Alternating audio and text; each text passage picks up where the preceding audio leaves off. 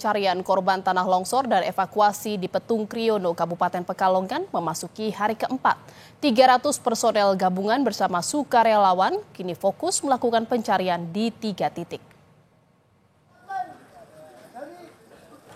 Titik paling terdampak longsor berada di area rumah Sekretaris Desa Kasimpar. Lokasi ini masih menjadi titik pencarian utama. 3 unit alat berat dikerahkan untuk membuka akses menuju lokasi tanah longsor. Tim gabungan juga mengerahkan unit K9 atau K9 untuk mencari korban yang diperkirakan masih ada di reruntuhan bangunan.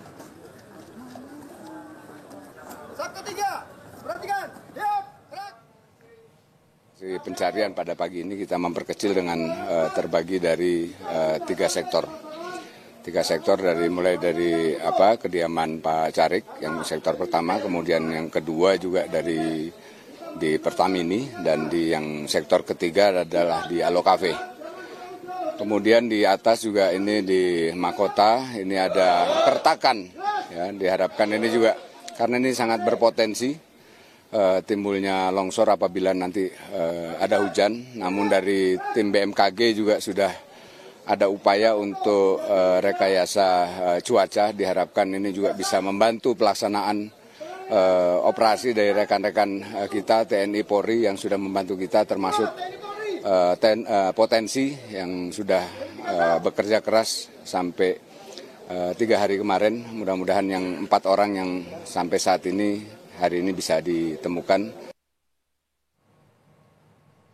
Saudara, di hari keempat pencarian korban longsor di Kabupaten Pekalongan, Jawa Tengah, petugas gabungan kembali menemukan korban tewas yang diyakini remaja perempuan yang selama 3 hari sebelumnya dinyatakan hilang.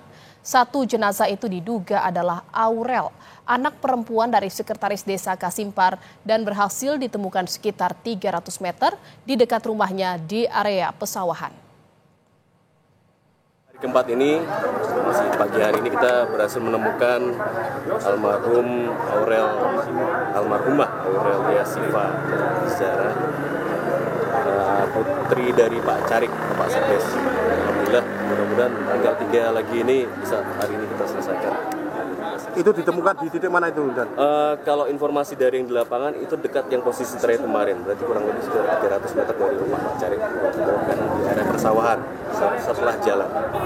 Area pencarian yang tadinya kemarin kita menyusur sungai sudah kita hentikan, jadi kita fokus di area 1, 2, dan 3, area di bawah Pak Carik, kemudian area Bertasok itu, kemudian satu lagi di bawah kafe.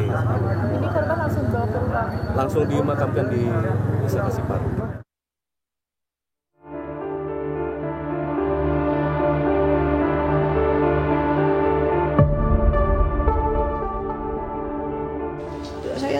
Temen saya takut, akhirnya balik ke kafe lagi, baru masuk kafe, baru balas WA-an, langsung terjang, langsung kena longsor. Udah saya udah nggak ingat apa-apa, udah keguling-guling, ya Allah, pikir saya mati ini saya.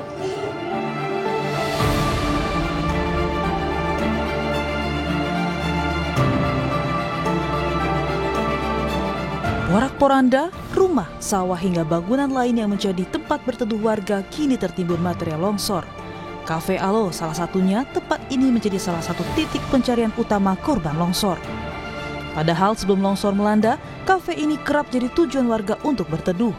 Bangunan kafe tak hanya menyediakan area dalam yang nyaman, tapi juga menawarkan konsep outdoor untuk menikmati pemandangan indah di Kasimpar. Salah seorang pengelola kafe, Didik Setiawan, bercerita, dirinya sebelum longsor melanda, ia sedang menyiapkan makanan untuk pengunjung kafe.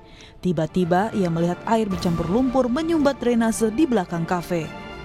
Saat akan membersihkan lumpur, ia mendengar suara gemuruh. Dalam hitungan detik, longsor langsung menerjang kafe beserta orang-orang di dalam. Didik tergulung derasnya air bercampur lumpur yang tiba-tiba datang dari arah belakang kafe. Meski sempat terbawa material longsoran, Didik berhasil selamat setelah tersangkut pada sebuah batu besar tidak jauh dari kafe.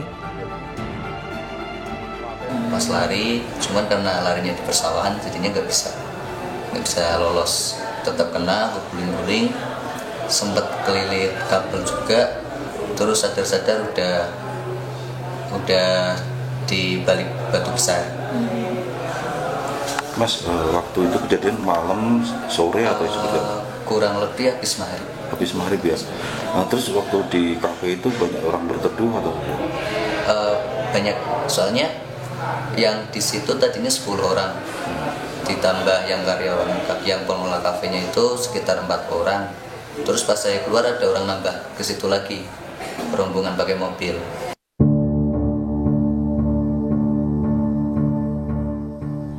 Sebagian besar area pencarian memang masih tertutup lumpur tebal.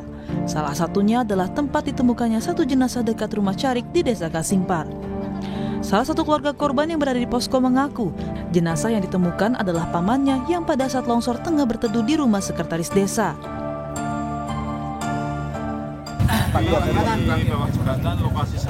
Lokasi sawah. Jauh dari rumah Pak Carik, jauhnya berapa meter? Sekitar 200 meteran. 200 meter. Besar ya? Berteduh. Berteduh di sana kemungkinan besar. Itu saat itu pulang kerja atau apa itu? Itu habis kondangan. Selain alat berat, tim SAR gabungan mengerahkan waterjet untuk mengalirkan lumpur yang menutupi area pencarian sehingga mempermudah petugas mencari korban yang masih tertimbun material longsor. Di area yang cukup sulit, anjing pelacak pun dikerahkan. Hingga Kamis sore, 22 jenazah telah ditemukan, sementara 4 orang masih dinyatakan hilang. Tim Liputan, Kompas TV.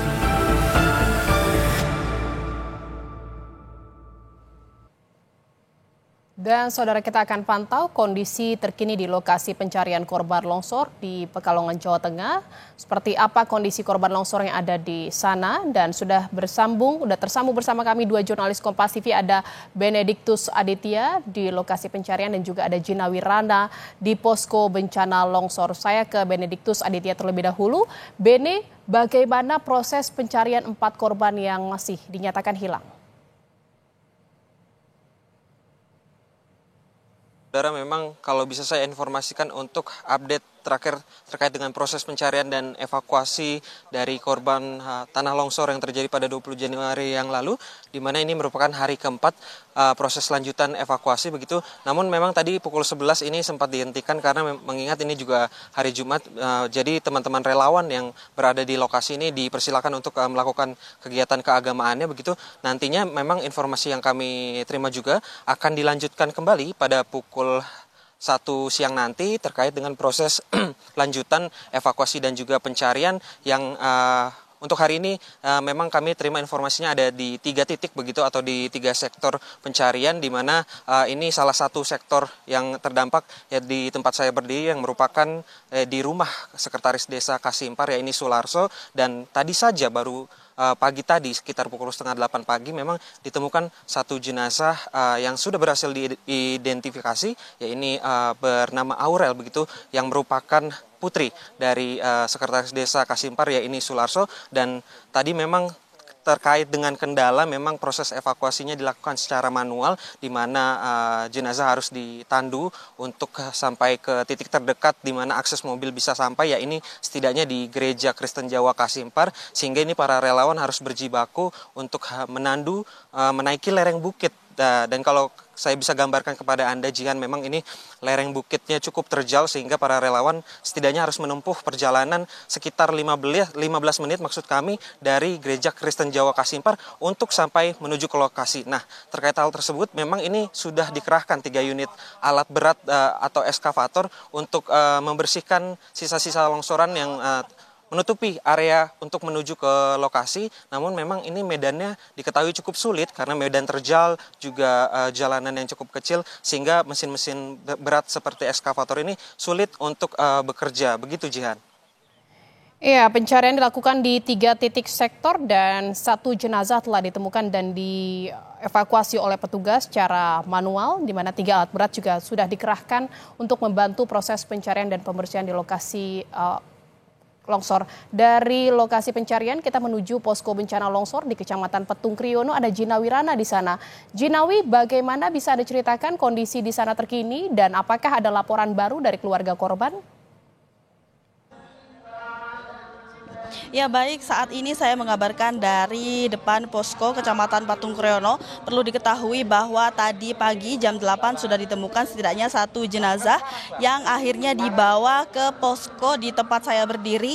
Ini tadi sudah diidentifikasi sekitar jam 9 pagi dan setelah diidentifikasi dan kemudian diketahui data korban cocok dengan data yang dinyatakan orang hilang, akhirnya dibawa ke keluarga. Jadi begitu sampai di sini tadi jam 9 akhirnya langsung diantarkan ke rumah duka untuk segera dikebumikan. Memang betul tadi menurut data yang kami terima bahwa identifikasi korban betul adalah salah satu dari 4 korban yang hilang. Sehingga saat ini masih dicari 3 korban lainnya begitu. Namun perlu diketahui juga saudara bahwa kami mendapatkan satu informasi yang saat ini ada 1 jenazah yang sudah ditemukan dan saat ini sedang proses evakuasi menuju ke sini. Perlu diketahui juga bahwa jarak dari lokasi kejadian longsor adalah 5 km dari titik saya berdiri atau titik posko di sini. Sehingga membutuhkan waktu yang cukup lama sampai di sini. Kira-kira sekitar 45 menit sampai 1 jam melihat kondisi jalanan yang cukup rusak begitu. Kalau bisa saya gambarkan situasi saya saat ini di tempat saya berdiri, di sini orang-orang sedang menunggu baik dari relawan, gabungan dan juga TNI Polri yang sedang menunggu kedatangan dari evakuasi jenazah kedua yang berhasil ditemukan. Perlu diketahui juga saudara bahwa 1 jenazah yang baru ditemukan ini menurut data laporan yang kami dapatkan baru saja ini ternyata belum termasuk dari 3 orang yang sedang dicari hari ini. Bisa dikatakan bahwa ini adalah 1 korban yang belum terdata atau mungkin orang wisatawan ataupun orang asing yang sedang melintas di areal sektor 2 atau di areal dekat rumah Pak Sekretaris Desa atau Pak Carik. Perlu diketahui juga saudara bahwa sebelum kejadian longsor menimpa ada banyak beberapa orang yang sedang berteduh di sekitar rumah Sekretaris Desa karena pada saat itu hujan lebat terjadi begitu, sehingga dimungkinkan ini adalah 1 korban yang merupakan orang di luar dari orang hilang yang sedang dicari oleh tim SAR dan tim gabungan. Boleh saya gambarkan kepada Anda saudara di layar kaca Anda saat ini, saya akan menggambarkan situasi terkini seperti apa proses dari menunggu para tim untuk mendapatkan informasi mengenai korban-korban. Nah, di depan Anda saudara ini adalah maksud kami posko korban meninggal bencana. Di sana sudah ada tim relawan baik dari TNI, Polri dan juga petugas kesehatan, ada Inavis dan juga relawan yang sedang menunggu dan di situ nanti adalah tempat untuk akhirnya transit begitu. Lalu di sebelah kiri posko meninggal ada posko antemortem di mana di situ adalah tempat untuk data identitas korban seperti itu. Data-data orang hilang sebelumnya sudah dicatat di posko antemortem untuk nantinya dicocokkan dengan korban yang sudah berhasil dievakuasi dan ditempatkan di posko seperti itu. Nah, untuk posko antemortem dan juga posko korban meninggal bencana ini satu areal dengan Puskesmas Patung Kriono yang ada di sebelah kanan. Bisa Anda lihat saudara di sebelah kanan ini adalah Puskesmas Patung Kriono di mana di sini nanti jika korban ditemukan dalam kondisi selamat maka akan langsung mendapatkan perawatan insentif di sini karena di sini juga sudah standby petugas medis yang diantaranya adalah petugas medis dari Puskesmas dan juga relawan-relawan baik dari PMI maupun petugas-petugas kesehatan lainnya. Ada juga Palang Merah Indonesia dan juga berbagai ambulans sudah standby di sini. Setidaknya kalau saya hitung ada lebih dari 5 ambulan yang sudah standby di sini untuk bisa segera mengantarkan korban baik ke rumah duka ataupun ke RSUD terdekat. Kalau RSUD terdekat dari sini ini adalah RSUD Kajen yang terletak di Kota Pekalongan begitu. Kalau dari bisa saya gambarkan di sini RSUD setidaknya menempuh waktu 5 jam karena memang akses jalan yang cukup sulit begitu. Kalau dilihat dari situasi saat ini memang semua orang sedang bertugas dan menunggu kabar selanjutnya. Ada juga yang sedang sibuk untuk melakukan, maksud kami ada juga yang sibuk untuk menyiapkan logistik, baik itu logistik dari logistik makanan dan juga logistik obat-obatan. Perlu diketahui juga saudara bahwa cuaca saat ini juga sedang cerah dan kami tentunya berharap agar cuaca tetap cerah seperti ini hingga sore hari agar proses evakuasi tetap berjalan secara maksimal. Kembali ke studio. Ya, petugas gabungan masih terus melakukan sejumlah pekerjaan di posko bencana yang didirikan di depan Puskesmas Petung Kriono. Dan sejauh ini ada 1 orang yang telah dievakuasi, ternyata bukanlah bagian dari 3 korban yang dinyatakan hilang dan masih